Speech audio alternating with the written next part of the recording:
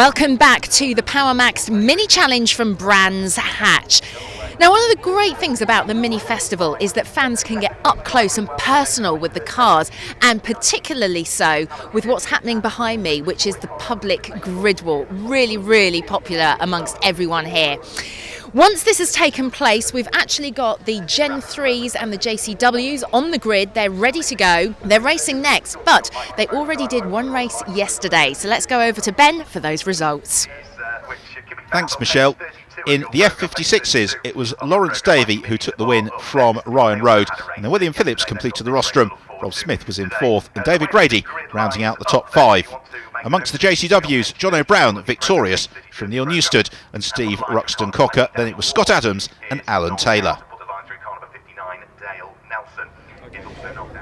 Thanks for that, Ben. And joining me now, I have got in pole position for the JCWs, John O'Brown. Nice to see you. Nice to see you too. Yeah, so how was it for you yesterday? Yeah, it was good. It was didn't have any practice on the Friday. It was a late minute deal, so we came into qualifying with nothing really known. Obviously I've done the circuit a few times, but yeah, qualified third. There's only a 10th in it, so very happy with that. Yeah. And obviously the race came and chaos as always. But great racing, but after the red flag, got off after a good start, and yeah, led from flag to lights to flag even, sorry. And yeah, mega. And obviously same again today would be brilliant. Yeah, it would be nice, and lovely to see your trophy there on top of the car as well for the grid walk. This is always really popular, isn't it? Yeah, the Mini Festival is brilliant to see everyone and all the enthusiasts come out and share the day with us, and obviously see what it's really all about, so it's great. Joining us for one race only, Ian Curley.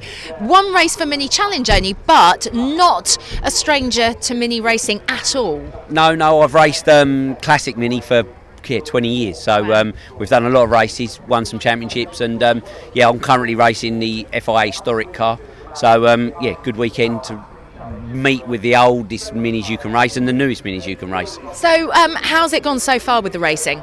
The Historic's been real good. I've had 2 races, 2 wins, and the second one was in tricky conditions, and we're still finding our feet on this car really, so I've got a bit of work to do. Got to learn to drive it a little bit different to how I generally drive, but yeah, having real good fun. Car's real good, and hopefully we can get out some more races later in the year.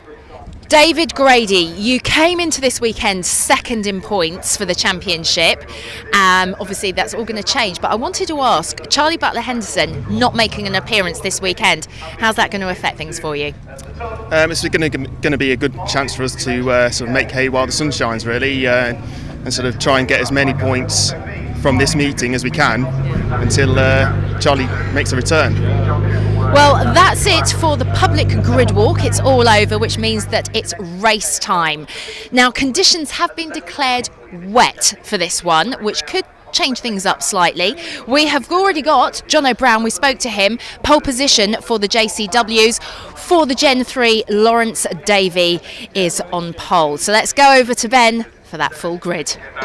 Thanks, Michelle. Well, the wet race adds an extra level of intrigue. What it means is that basically it's the driver's own choice. So they go on slicks, it's their risk. If it rains heavier, the organisers will not stop proceedings, and it looks as if they're all going to gamble on untreaded tyres. This is how they're up in full then, with Lawrence Davey and Ryan Road on the front row, then William Phillips and Rob Smith from David Grady and Harry Volcard, Lee Patterson and Dan Prosser.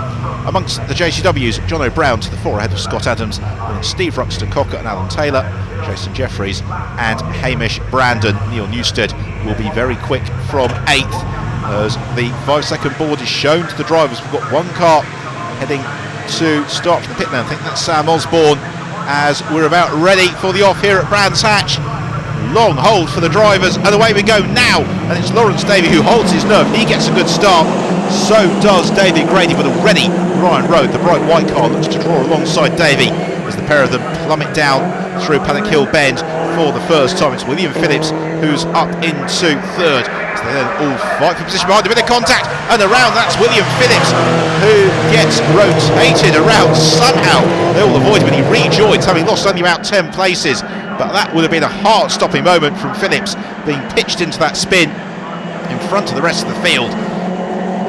Amazingly, they're all still running, and it's Neil Newstead and John O'Brown looking to fight at the front of the JCWs.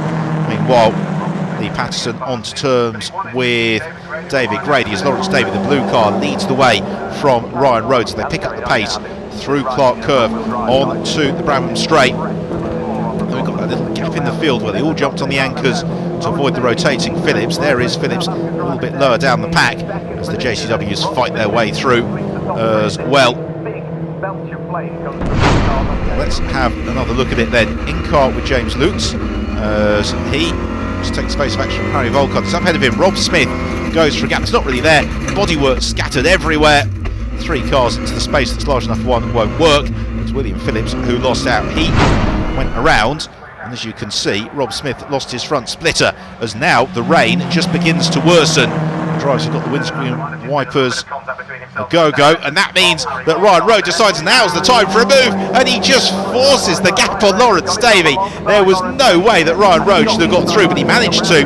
Now, can he hold it? That's going to be the question. But Davey has got a lot of strength and momentum. Who will blink first on the brakes for Paddock Hill Bend? Oh, when they make a little bit of contact. Both of them have got wing mirrors pointing in all sorts of angles.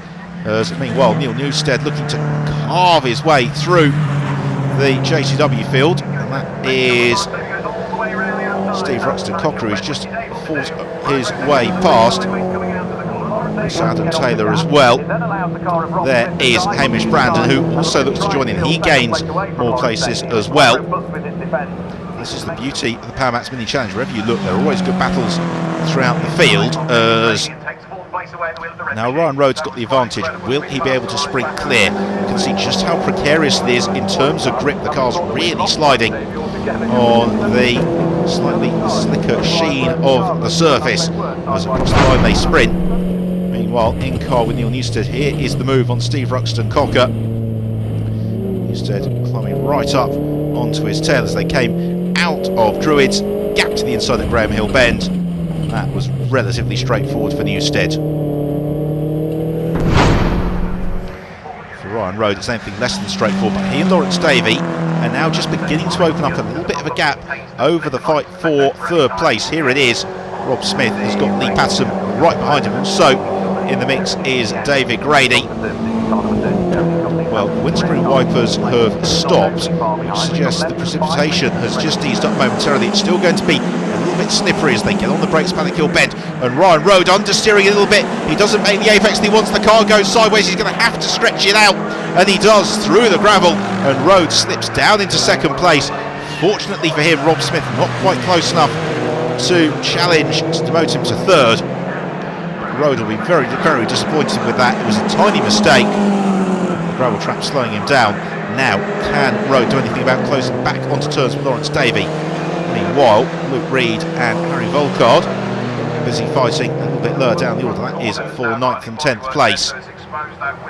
This is the battle for second, as Rhodes hasn't closed up to Lawrence Davey, but he has got Rob Smith, Lee Patterson and David Grady all forming a fairly disorderly queue behind him, and Rhodes makes another mistake, puts 2 wheels onto the grass. Smith goes for a gap, it's not there, they crunch bodywork. Meanwhile, Neil Newstead has eased away from Hamish Brandon in the battle at the front of the JCW class. Don't forget, Newstead starting from the back of the grid. It's been one of the classes of the JCW field all season long. He's been able to build a reasonably comfortable buffer over Brandon. So here's another look then at how it all went wrong for Ryan Rowe. It was on the brakes into Paddock Hill Bend. He braked desperately late. The car understeering at that point. He couldn't get it down for the apex, and as it went sideways, he had to correct it to go straight on, and that meant that he bounced through the gravel trap. A little bit of bodywork ripped away as well, rejoining in second, and that is where he remains, and still under intense pressure from Rob Smith. But Rob Smith can't get too intimate here, because if he does, he risks ripping off his radiator, and as a result you can see Lawrence Davey just beginning to ease away. We are getting very late into the race as well, as Rhodes having to defend from Smith, but Ryan Rhodes has improved so much through the course of this season. He was a little bit wavered at the start of the year. The pace has always been there, and now the consistency is coming through as well. So Rob Smith in third, Lee Patterson fourth, David Grady in fifth. Lawrence Davey leads. He is looking to make it 2 from 2 here at the Mini Festival as they sprint along the Cooper Straight. Ryder's still got his windscreen wipers going. I think it's more that he's had a chance to turn them off in the heat of the action as they head through clearways. I suspect the checkered flag could well be ready and waiting this time around as Lawrence Davey accelerates through. Indeed it is. So Davey is going to take the win and does so in comfortable fashion, with Ryan Rode holding on for second place and Rob Smith completing the podium. What about the JCW class? Well, Neil Newstead, having built that slight buffer over Hamish Brandon, hasn't seen it be reeled back in, and so Newstead, a little bit of body work damaged the side of his door, nonetheless is going to power through. He takes victory in the JCW class from Hamish Brandon and Steve Ruxton Cocker. So look at the classification, with the win for Davey from Ryan Rode and Rob Smith after their great battle. Then Lee Patterson and David Grady. William Phillips recovering to an excellent 6th after that early spin. Amongst JCW, Neil Newstead winning it from Hamish Brandon and Steve Ruxton Cocker, and then Jason Jeffries, Scott Adams and Alan Taylor, the top 6.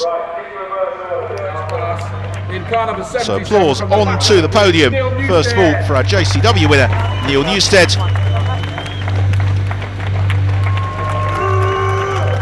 So applause from the pit lane, and then Lawrence Davey, the F56 and overall race winner.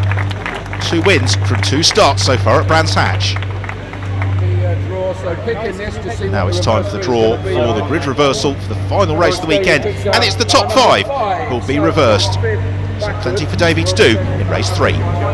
Double win, you must be quite chuffed with yourself.